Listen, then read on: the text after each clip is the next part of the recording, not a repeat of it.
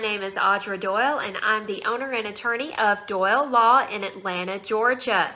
Tonight, we are going to talk about immigration processing times, particularly for our EADs, which are employment authorization documents.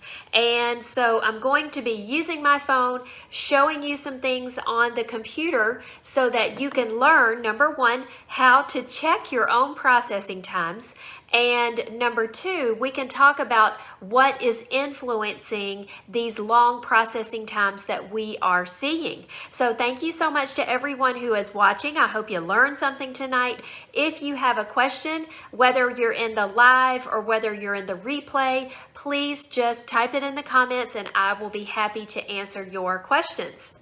So I'm going to go back to Google. And I think that Google is the easiest way to get to the proper page on processing times. Let's see if I can just search. Of course, it's not being easy. Let's get to just Google, google.com. All right, so hope you can see me. And let's do that. Here we go. All right, so I'm going to turn my camera around so you can watch with me. All right, so here we are on the Google search page. The simple thing I do, and I went ahead and bookmarked it for myself, is I typed in USCIS processing times. You can see it right there. There we go, and it's going to take us to the right page on the immigration website. Okay, this is where I go to look to see what are the official processing times for our cases. Now, I will give you some tips about this information later, but this is where everybody needs to start when I am maybe talking on TikTok to a new client and they filed their own case. I can say, you checked your processing time. This is the website, check case processing times. So you have two things that you need to select, two different bars. Number one, you need to pick out the form that you filed. Look at all these forms. Wow, that's a lot of forms. All right, so tonight we're going to be talking about EAD. Let me show you that. Application for Employment Authorization. I hope you're not getting seasick. All right, and then most of my clients' EADs are at the National Benefits Center. So we're going to click that one.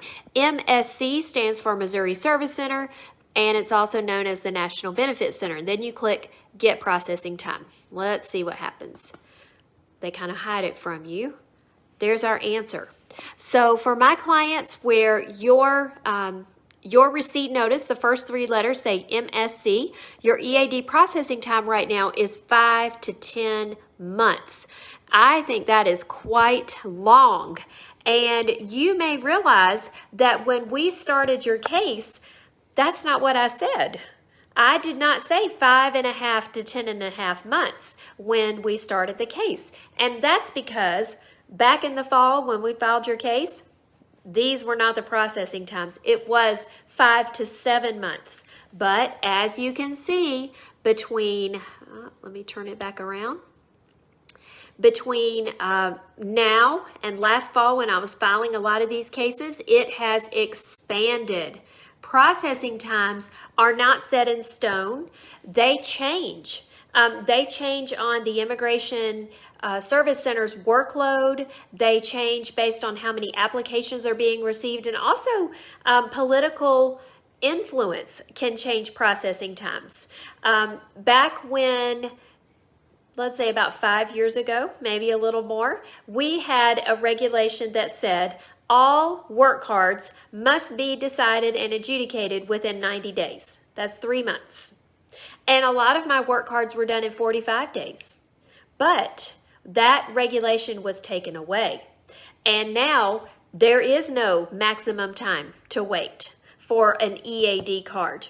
Next week, I am planning to meet with some other attorneys here in the United States whose clients are really struggling with these long processing times, and we're going to talk about some solutions we're going to talk about what we can do to advocate for our clients as a group rather than individually one by one saying there's a problem. A group's voice can sometimes be much louder and much clearer than just one attorney talking about just her cases. So let's look at another, one moment. I have Rahat has a question. I just got a job offer from the US. Next, what do I have to do, please? Okay, Rahat, the next thing is that the US company needs to sponsor you to work here. So now that they want to hire you, they've got to file the proper immigration paperwork to bring you to the United States.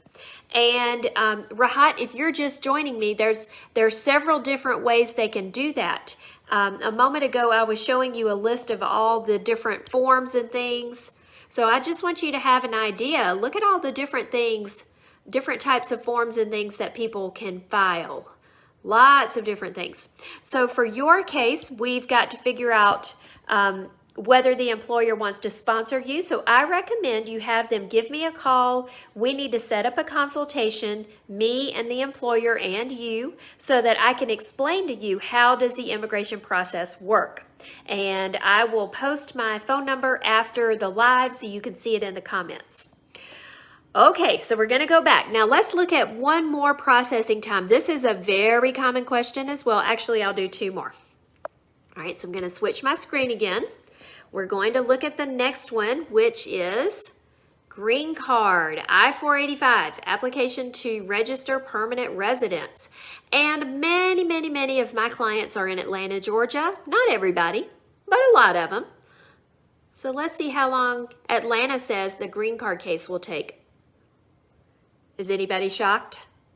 Give me a thumbs up if you're shocked. That's pretty awful.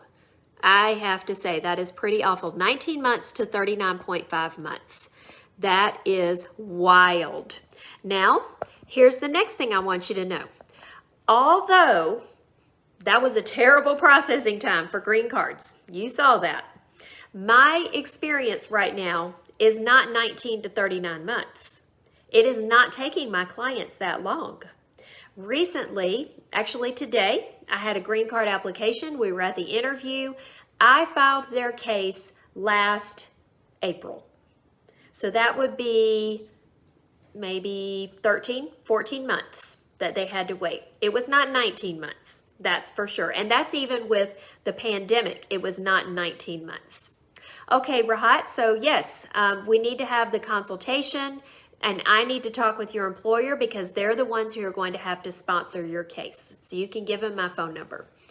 All right, now the last processing time I want to share with you. So as you can see, what it says on the official processing time, that's for the whole United States, or it's for that service center or that field office.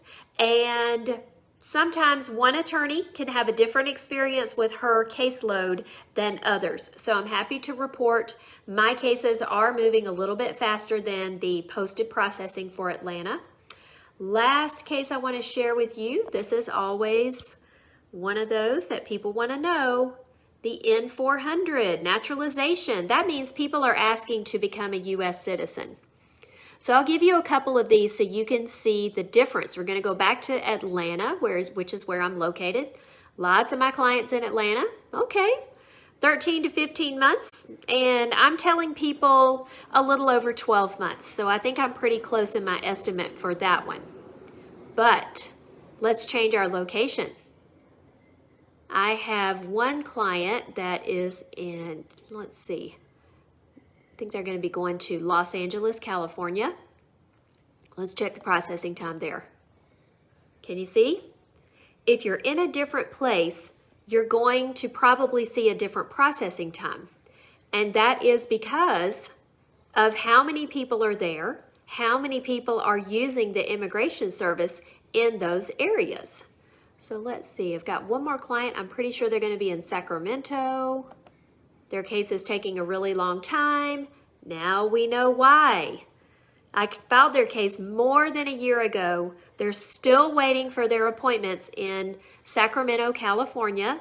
And you can see we're actually coming up to getting close to being past their processing times. So that's how you do it. you first go to Google is what I normally start with. Type in USCIS processing times. You're going to get the exact link that you need, and now you know how to use this chart. I hope that that has been helpful to you.